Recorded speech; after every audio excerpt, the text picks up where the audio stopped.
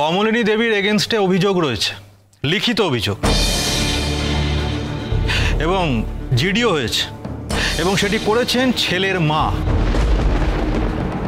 আমাদের তো সেদিকটাও একটু গুরুত্ব দিয়ে দেখতে হবে, কারণ তিনি জানিয়েছেন যে তিনি থানায় এসে অপেক্ষা করবেন যে আমরা কি জানতে পারছি সেটা জানার জন্য।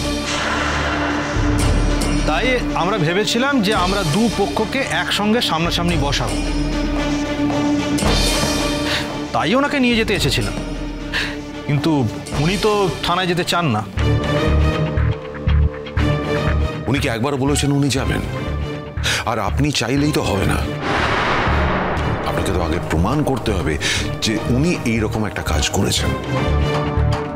মনে হয় বাড়ি ছেড়ে এখান থেকে চলে যাই একেবারে। বাড়িটা একদম থাকার যোগ্য নয় কো। এসে পাড়ার লোকেরা চারটি কথা জিজ্ঞেস করবে, হ্যাঁ, জানলা দিয়ে মুখ বাড়ালেই কথা জিজ্ঞেস করবে, কেন গো, কেন এসেছিল পুলিশ তোমার বাড়িতে গো, হ্যাঁ, কি হয়েছিল গো, কাকে খুঁজতে এসেছিল গো। মাসি, তাতে তো কেউ কোনো আপত্তি করেনি।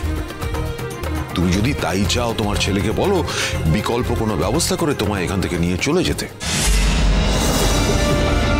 তা না করে আমি অন্য লোকের বাড়িতে থাকবো আর বড় বড় কথা বলবো, তাতে তো কোনো লাভ নেই।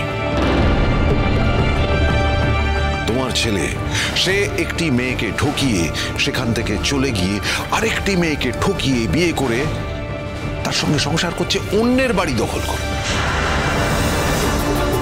এতেও তো থানা পুলিশ হয় নাকি? আমি যেটা এখনো করিনি, কিন্তু যে কোনো দিন করতে পারি। শোন, এখন যে বিষয়ে কথা হচ্ছে সেই বিষয়ে কথা বল। আমার মনে হয় ব্যাপারটা মিটিয়ে ফেলাই ভালো। বৌমা এমন কিছু করেনি যে বৌমাকে পুলিশের মুখোমুখি হতে হয়। আপনি কি জানেন যে ছেলেটি চলে গেছে, সে একটি সুইসাইড নোট রেখে গেছে? তাই নাকি? আরে তাহলে তো সেই চিঠিটা পেলেই সব সমাধান হয়ে যাবে।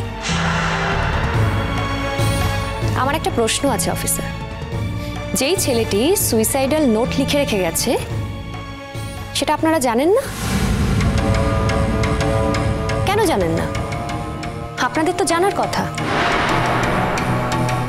ছেলেটির পোস্টমর্টম হয়েছে। আপনি লোকাল থানার অফিসার, আপনি তো গিয়েছিলেন সেদিন রাত্রে। হ্যাঁ, যদিও অনেক রাত্রে গিয়েছিলেন, কিন্তু আপনার তো জানার কথা। আমি তো সেদিন চার্জে ছিলাম না। সেটা তো আমাদের জানার কথা নয় আপনি চার্জে ছিলেন কি ছিলেন না। ছেলেটি যখন সুইসাইডাল নোট লিখে রেখে গেছে তখন অন্য কাউকে এই ব্যাপারে অ্যাকিউজ করার তো কোনো মানে হয় না। অফিসার, আমাকে একটা কথা বলুন, এই সুইসাইড নোটটা দিয়ে আপনার উপরে যদি হ্যারাসমেন্টের চার্জ আনি, আপনি কি তার প্রতিবাদ করতে পারবেন? আপনি কি পারবেন তার এগেনস্টে কথা বলতে? আপনার কি সেই জায়গাটা আছে? দেখুন, একটা কথা আপনাকে বলি, সেদিন যখন উনি আমাদের কাছে অভিযোগটা করতে এসেছিলেন তখন ভদ্রমহিলাকে খুব উদ্ভ্রান্ত লেগেছিল আমাদের। আমি উদ্ভ্রান্তের মতো প্রমাণ করার চেষ্টা করছি না বলে আপনি হয়তো বুঝতে পারছেন না যে আমি ঠিক কতটা ডিস্টার্বড। আমার জীবনে যে এখন কি ঝড় বয়ে যাচ্ছে সেটা তো আপনি জানার চেষ্টা করছেন না। আমার অপরাধটা কি? আপনি এখানে এসেছেন, আপনি আমার সঙ্গে কথা বলতেই পারেন, কিন্তু আমার অপরাধ কি সেই অপরাধ না জেনে, সেই অপরাধের বিচার না করে আপনি কোন হিসেবে আমাকে এখান থেকে থানায় নিয়ে যেতে চাইছেন একটু বলবেন? এটা কি আপনার পক্ষে শোভা পায়? মিসেস মুখার্জি, আপনি জানেন না ওই ভদ্রমহিলা আমাদের কিভাবে বিরক্ত করছেন। তার দায় তো আপনি আরেকজন ভদ্রমহিলার উপরে চাপিয়ে দিতে পারেন না। কোনো একজন ভদ্রমহিলা আপনাকে বিরক্ত করছে বলে আপনি তার কথা শুনে এসে আরেকজন ভদ্রমহিলাকে আপনি বিরক্ত করতে পারেন না, পারেন কি? আপনাকে আমি সুইসাইড নোটটা পাঠিয়ে দেব, কিন্তু আপনাকে একটা কথা বলি, আপনি সেদিন ডিউটিতে ছিলেন না, কেউ একজন তো সেদিন ডিউটিতে ছিল। আপনি তার সঙ্গে কোনো রকম আলোচনা করলেন না। আপনি হঠাৎ করে ডিউটিতে এসে কোনো কিছু স্টাডি না করে এখানে দুম করে আরেকজনের কথা শুনে চলে এলেন। Is it responsible? দেখুন, আমি কিন্তু এখানে একটা আলোচনা করতেই এসেছি।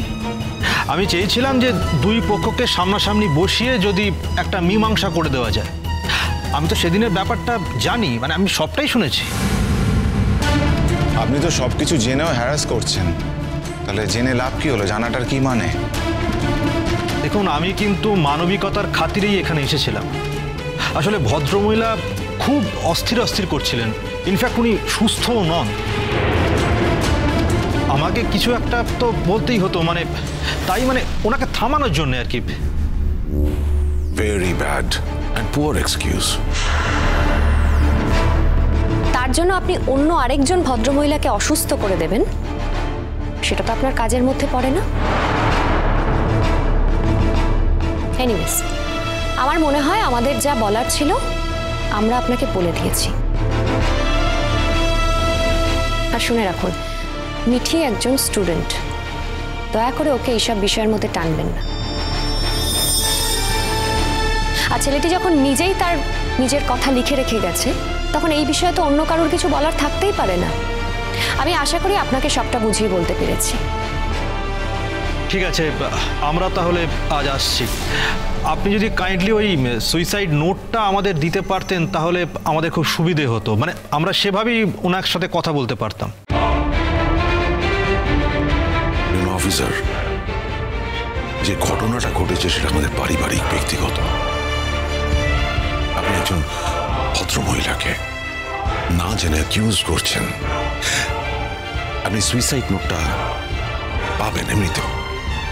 এছাড়া বডি পোস্টমর্টম হয়েছে, তার রিপোর্ট আমরা কয়েকদিনের মধ্যে পেয়ে যাব। সেই রিপোর্ট দেখে আপনি তদন্ত করতে পারেন। কিন্তু সত্যি করে বলুন তো অফিসার, যে ছেলেটি চলে গেছে তাকে সেই মানসিক জায়গা অবধি কে ঠেলে দিল, এটা কোন তদন্ত করে কে বের করতে পারবে? পারবেন? কেউ পারবে না। কারণটা আমি আপনাকে বলি। আমি একজন ক্লিনিক্যাল সাইকোলজিস্ট, সেই জায়গা থেকেই আমি বলছি। এইভাবেই যে ছোটবেলা থেকে মানুষের মনে কত বীজ তৈরি হয়। হ্যাঁ, সুইসাইডটা হয়তো একদিনে করে, কিন্তু তার আঘাতটা বছরের পর বছর চলতে থাকে, দিনের পর দিন ধরে চলতে থাকে। এই ছেলেটাও যে ছোটবেলা থেকে মনে অনেক আঘাত নিয়ে বড় হয়নি, সেটা তো আমার আপনার জানার উপায় নেই, তাই না? বাবা মায়েরা না কখনো কখনো ছেলে মেয়েদের ওপর অনেক ভালোবাসা দেখায়। ভালোবাসার থেকে তারা এমন কিছু করে যেটা কখনো কখনো ছেলে মেয়েদের কাছে অত্যাচার হয়ে ওঠে। না দেখুন, এক্ষেত্রে আমি কাউকে অভিযোগ করছি না বা কারোর নামে অভিযোগ করতে চাইছিও না, কিন্তু এরকম একটা ইঙ্গিত তো আমরা পেয়েছি। তাই শুধু শুধু সুইসাইডটাকে বড় করে দেখতে গিয়ে তিলে তিলে জমে থাকা অভিমানটাকে বড় করে দেখবেন না, এটা তো হতে পারে না। আর সেটা একদিনে হয় না, জন্মের পর থেকেই তার কিছু ইশারা থাকে, সেইভাবেই তার ব্যক্তিত্ব তৈরি হয়। আশা করি আমি আপনাকে বোঝাতে পেরেছি অফিসার। ঠিক আছে, আমরা তাহলে ভদ্রমহিলার সাথে সেভাবেই ডিল করব। রাইট অফিসার, কিন্তু তার মানে কিন্তু এই নয় যে আপনি তার সঙ্গে অসংবেদনশীল হয়ে খারাপ ব্যবহার করবেন, অসংবেদনশীল হয়ে কথা বলবেন। যিনি আসছেন আপনার কাছে কমপ্লেন করতে, তিনি একজন মা, সন্তান হারা মা। মানসিকভাবে তিনি ভেঙে পড়েছেন। তার মানসিক অবস্থা আমরা সবাই জানি। তিনি আমাদের খুব কাছের। দয়া করে তার সঙ্গে একটু সফটলি হ্যান্ডেল করবেন, তার সঙ্গে খারাপ ব্যবহার করবেন না। আমি শুধু বলতে চাইছি যে তার মানসিক আঘাত থামাতে গিয়ে আরেকজন মহিলাকে আঘাত আপনি করতে পারেন। ওকে, আমরা আজ আসছি। আপনি কাইন্ডলি ওই নোটটা আমাদের একটু তাড়াতাড়ি পাঠিয়ে দেবেন। আশা করি ওই নোটটাই আমাদের সব প্রশ্নের উত্তর দেবে। চলে এসো।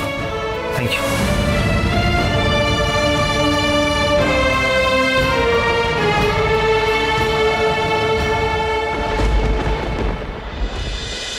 চিরসখা হে